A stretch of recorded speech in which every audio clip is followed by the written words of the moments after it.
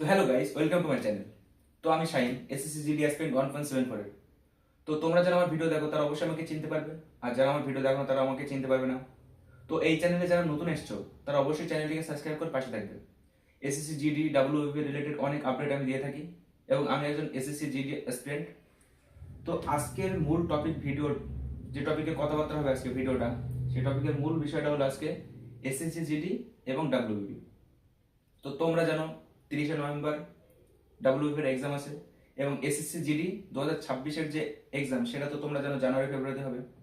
October নভেম্বরে তোমাদের notification দিয়ে দেবে, সরি, হ্যাঁ, অক্টোবর নভেম্বরে তোমাদের ফর্ম ফিল আপ শুরু হয়ে যাবে এসএসসি জিডি। কিন্তু 2024 সালে তোমার ডাব্লিউবিপির ফর্ম ফিল আপ শুরু হয়েছিল। তো এখন কথা হচ্ছে আর তো বেশি সময় নেই, ডাব্লিউবির এক্সাম মাত্র আর 2 মাস সময় আছে, এবং এসএসসি জিডি হিসেব করলে 3 থেকে 4 মাস সময় আছে। তো অনেকে আছো যারা তোমরা ডাব্লিউবি ফর্ম ফিল আপ করে রেখেছো এবং এসএসসি ফর্ম ফিল আপ করবে। তো এখন কথা হচ্ছে যে এই 3টে মাস তোমরা কি করবে? এসএসসি জন্য খাটবে না ডাব্লিউবির জন্য খাটবে? কারণ অনেকের শেষ বয়স এসএসসি, এবং অনেকের ডাব্লিউবির শেষ বছর।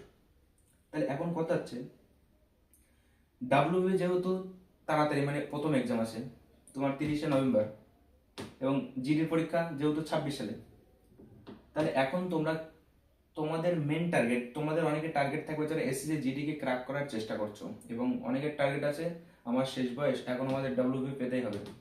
তো তাদের জন্য একটা কথা বলছি, যারা ডাব্লিউবির জন্য খাটছো তারা অবশ্যই ডাব্লিউবির জন্য খাটবে, এবং যারা জিডির জন্য খাটছো তারা বেস্ট, মানে জিডির জন্য সবকিছু রেখে দেবে। তারপরে তোমার সময় থাকলে তুমি ডাব্লিউবির জন্য সময় পেলে ডাব্লিউবির জন্য নিয়ে একটু পড়াশোনা করো। এখন কথা হচ্ছে ডাব্লিউবির সিলেবাস কঠিন না এসসি জিডি সিলেবাস কঠিন? তো আমার দৃষ্টিতে বোঝাতে গেলে, আমার পার্সোনালিটি হিসাব করলে আমার যেটা মনে হয় সেটা আমি বলছি, এবং এটা অনেস্টলি সত্যি কথা বলছি আমি। আমার ডাব্লিউবিপি এবং এসএসসি জিডির মধ্যে যেটা সব থেকে বড় বিষয় সেটা হচ্ছে গিয়ে ডাব্লিউবিপি সিলেবাসটা। আমার কেন জানি মনে হয় যে এসএসসি জিডির থেকে ডাব্লিউবিপি সিলেবাসটা একটু ডেসক্রাইব এবং একটু হার্ড, মানে এসএসসি জিডির তুলনায়।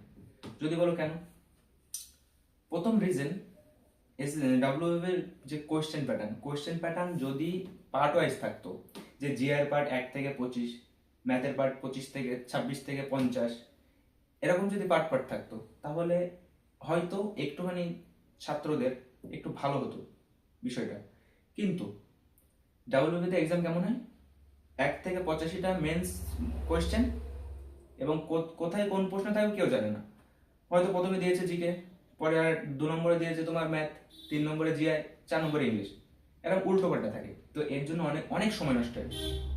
এটা তো প্রথম কথা। দ্বিতীয় কথা, সিলেবাস। এসএসসি জিডির থেকে ডাব্লিউবি সিলেবাস অনেক লেন্দি সিলেবাস। অনেক কিছু এসএসসি জিডিতে নেই, সেগুলো ডাব্লিউবিতে আছে, অনেক কিছু।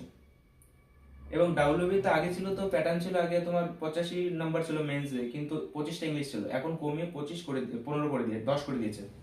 তো কাট আপ আরো বাড়বে ডাব্লিউবিতে, ঠিক আছে, আগের তুলনায় ডাব্লিউবির কাট আপ এবার আরো বাড়বে।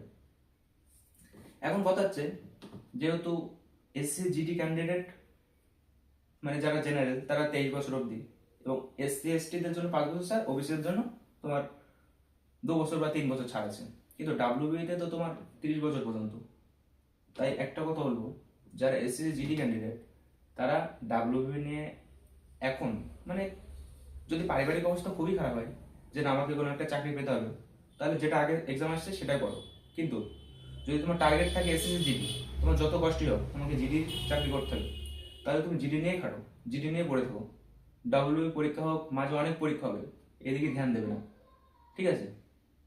যেটা তুমি সত্যিকার মন দিয়ে ভালোবেসে দিয়ে যেটা পড়াশোনা করবে সেটা তুমি পাবে। তাই সেজন্য বলছি, এইসব অনেকেরই মাথায় চিন্তা ভাবনা যাচ্ছে গিয়ে, অনেকের এটা হয় যাচ্ছে গিয়ে চাকরি হচ্ছে না, ফর্ম ফিল আপ একটা হয়ে গেল, যেটা সামনে এক্সাম আসছে সেটা আমি দেবো এবং সেটা নিয়ে করবো। কিন্তু না, যেটা তোমার টার্গেট সেটা যদি পেতে ইচ্ছা হয় তাহলে তোমার যত কষ্টই হোক সেটা লক্ষ্য স্থির রাখতে হবে এবং সেভাবে পড়াশোনা করতে হবে। মাঝে অনেক এক্সাম হবে, হ্যাঁ দেবো, দেবো না কেন, দেবো। কিন্তু তার মানে এই না যাচ্ছি কি এসএসসি জিডি বিষয়ে আমি পড়ছিলাম এতদিন ধরে, আমি সব কিছু পড়ছি, প্রতিদিন কন্টিনিউয়াসলি জিডি সিলেবাস অনুযায়ী পড়াশোনা করছি, কিন্তু হঠাৎ করে ডাব্লিউবি এর এক্সাম চলে এসেছে, তার জন্য আমাকে ডাব্লিউবি নিয়ে পড়তে হবে এমন কোনো কথা না। তো তুমি পড়ো, সময় থাকলে একটুখানি দেখো, যে ডাব্লিউবির একটু প্র্যাকটিস সেট দিলে, একটু সিলেবাসটা একটু দেখলে, যেগুলো হচ্ছে তোমার জিডিতে নেই সেগুলো একটু মানে আলাদা ডেস্ক্রাইব মানে হচ্ছে কি পড়াশোনা করলে, কিন্তু এর মানে এই না যে তুমি হচ্ছে গিয়ে ডাব্লিউ এর জন্য খাটবে। ঠিক আছে, তো ভিডিওর এই হচ্ছে মূল বিষয়।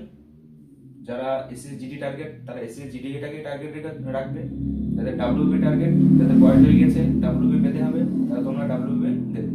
ঠিক আছে, তো ভিডিওটা ভালো লাগলে অবশ্যই লাইক শেয়ার কমেন্ট করবে, এবং আরো নতুন নতুন আপডেট পেতে চাইলে আমার চ্যানেলটাকে সাবস্ক্রাইব করে রাখবে। ঠিক আছে, তো জয় হিন্দ, দেখা হচ্ছে আরেকটা নতুন